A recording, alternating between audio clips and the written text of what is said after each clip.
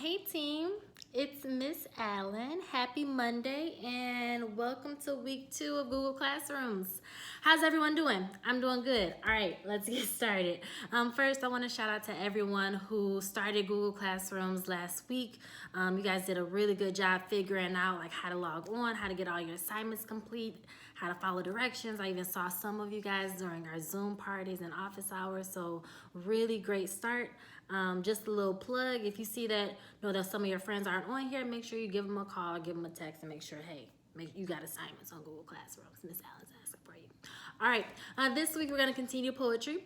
Last week you did a good job of mastering some of our basic skills like similes, metaphors, personification, and this week we are going to learn some more things and more terms.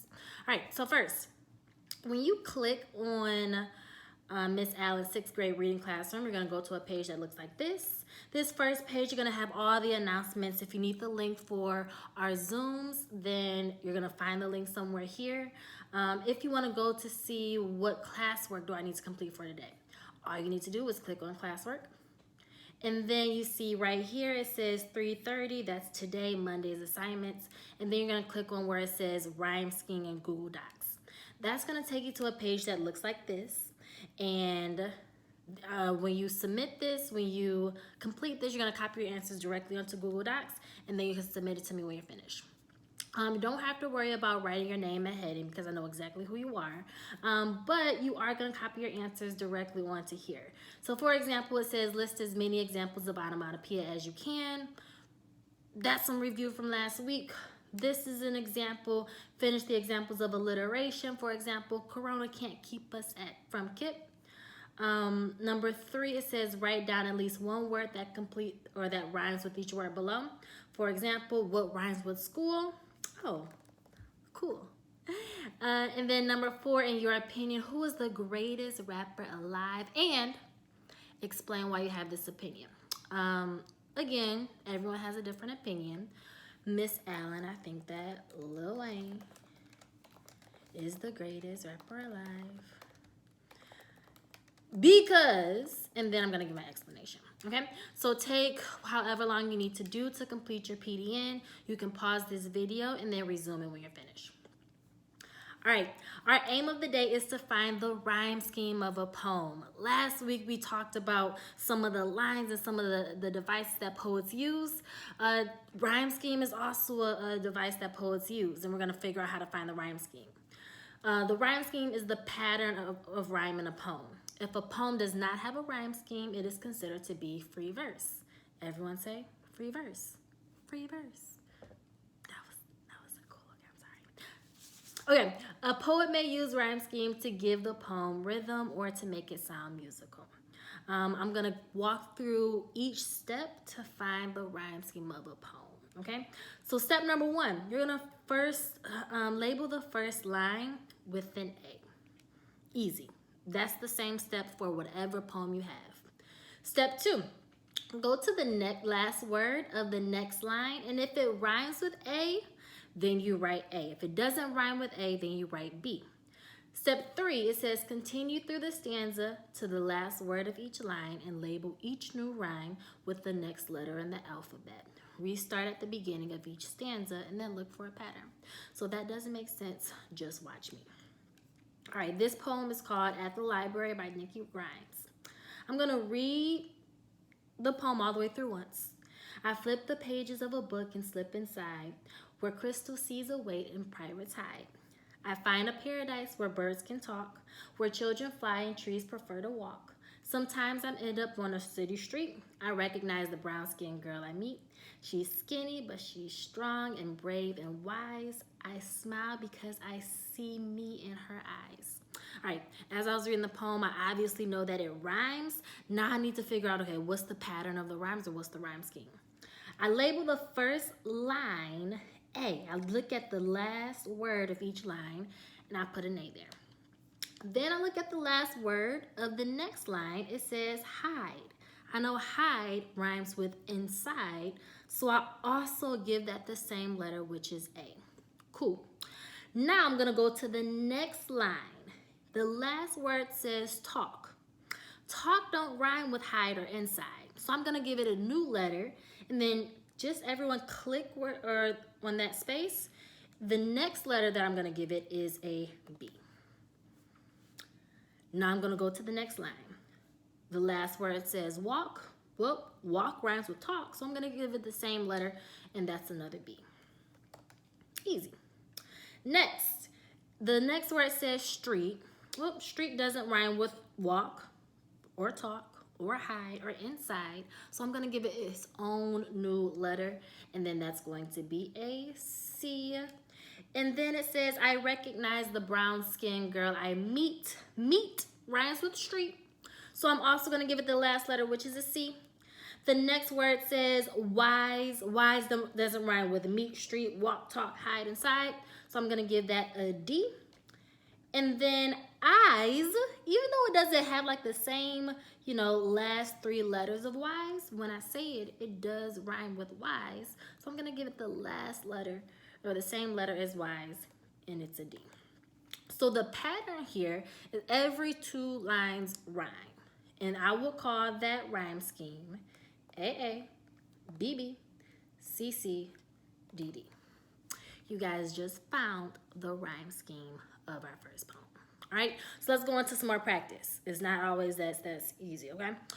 This next poem, it says, a poem is a little path. Again, I'm gonna read it straight through once, and then I'm gonna go back and find the rhyme scheme.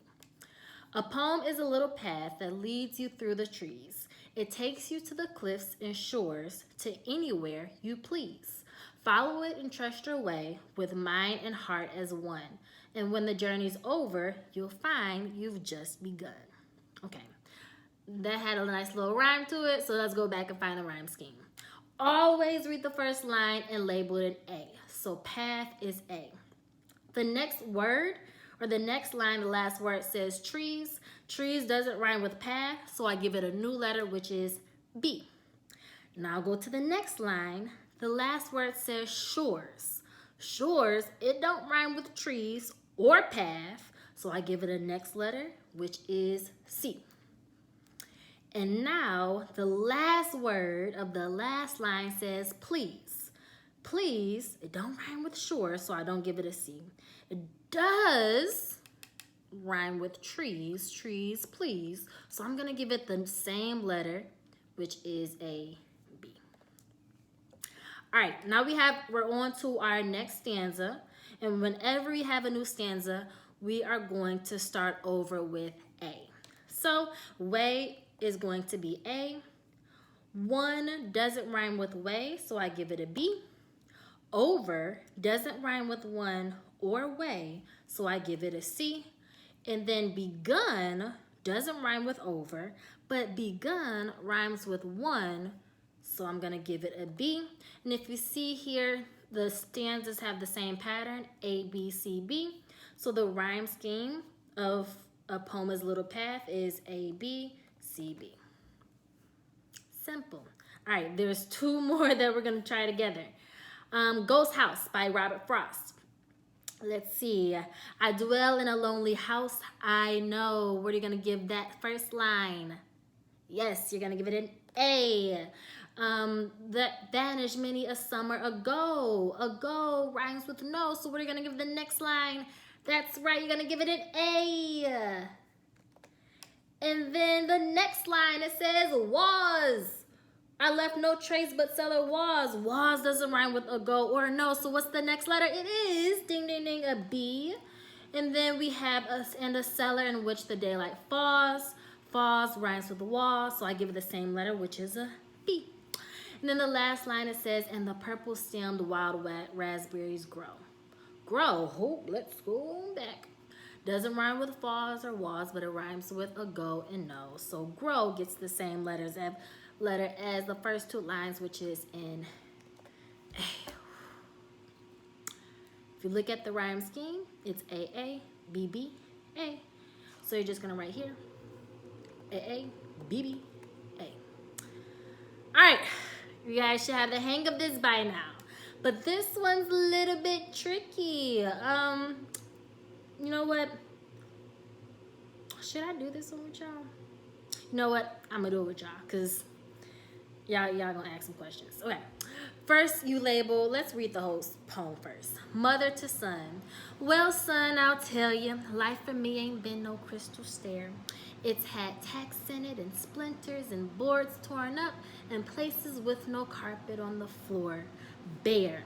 But all the time I've been a climbing on and reaching landings and turning corners and sometimes going in the dark where there ain't been no light. So boy, don't you turn back. Don't you sit down on the steps, cause you find it's kind of hard. Don't you fall now, for I still going, honey. I still climbing, and life for me ain't been no crystal stair. All right, so let's go back line by line. The first line is you, so I label that an A. The last word of the next line is stair. It doesn't rhyme with you, so I label that a B. It doesn't rhyme with either of these, so I give it another letter, that's C. Splinters doesn't rhyme with nothing, I give it a D.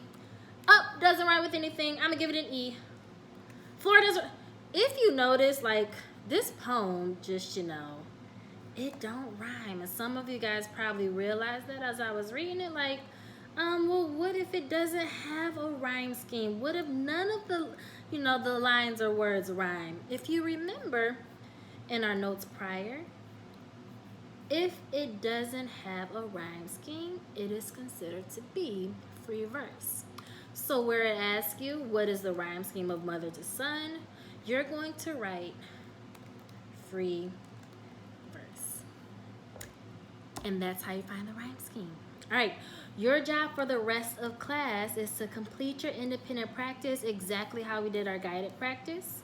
Once you're finished with, don't forget this last part, where you're going to be writing your own poems with the rhyme schemes here. It should be at least 4 lines with that rhyme scheme.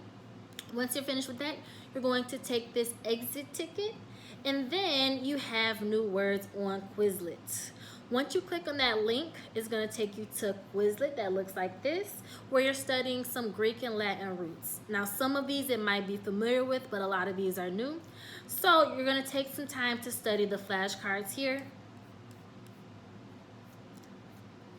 And then if you click on Learn, this helps you actually figure out what it means. Water, what's the correct term for water? It will be hydra. To write, it would be graph. Foot, it would be ped. I'm really good at this. So that's learn. And then you can also click on test, where you're going to write your answers for each of these and are aimed to get an 80% or higher. It's okay, especially day one, if you don't get an 80%, because you're just learning these for the first time. And then you can play either one of these games.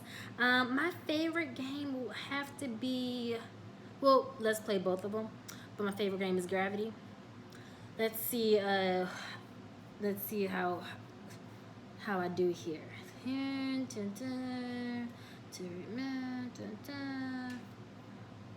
we go here. And then that's how you play a little matchy match game. My time was 17.1 seconds, so you can see if you can beat, my time. I'm not gonna play again though. I'm gonna go back, and then this is how you play Gravity. When you play Gravity, it is a lot easier if, I'm thinking here.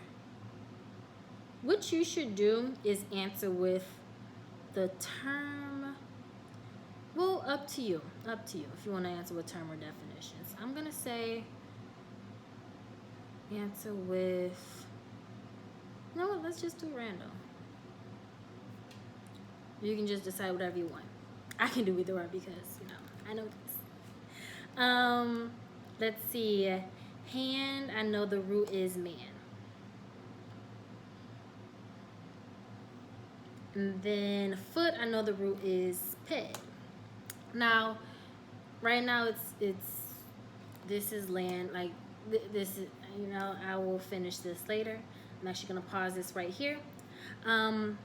Do not forget,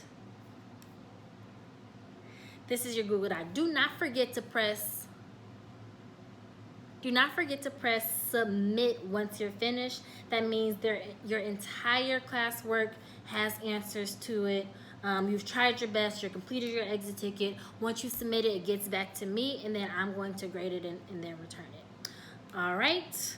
If you have any questions about today's lesson, you can see me at office hours from 10 to 10:30. If you miss office hours or there's something wrong with, getting your Zoom in, just send me a quick message or email, and I'll try and get back to you as soon as possible. All right. Have a good day. I'll see you tomorrow. Try to use my new fancy clicker.